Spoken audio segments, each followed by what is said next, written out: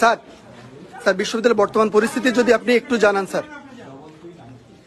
এই বিশ্ববিদ্যালয় আমাদের বিশ্ববিদ্যালয় না, এই জাহাঙ্গীরনগর আমাদের জাহাঙ্গীরনগর, এখানে হাজার হাজার ছেলে মেয়ের উপর হামলা হয়েছে, পুরো ক্যাম্পাস রক্তাক্ত হচ্ছে, ভিসির সাথে যোগাযোগ করা যাচ্ছে না, কোনো হল প্রবোস্ট কোনো কোথাও নেই। পুরো পুলিশরা মানুষ শিক্ষার্থীদের সাথে ব্যবহার করছে সেটা মানুষের পর্যায়ে 71 সালে এই ব্যবহার হয়েছে কিনা আমরা জানি না।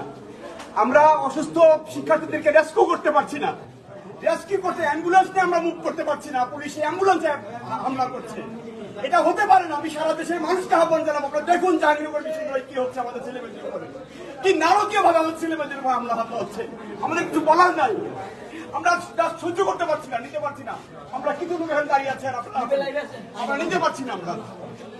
আমরা শিক্ষক, আমরা দলদাস না, দলদাস বিশ্ববিদ্যালয়ের ক্যাম্পাসে এইভাবে নির্মম ভাবে হামলা হবে শিক্ষার্থী, হাজার হাজার শিক্ষার্থীদের উপরে, এটা মেনে নেওয়া যায় না। এটা সভ্য দেশে হয়তো সভ্য সমাজ হতে পারে না।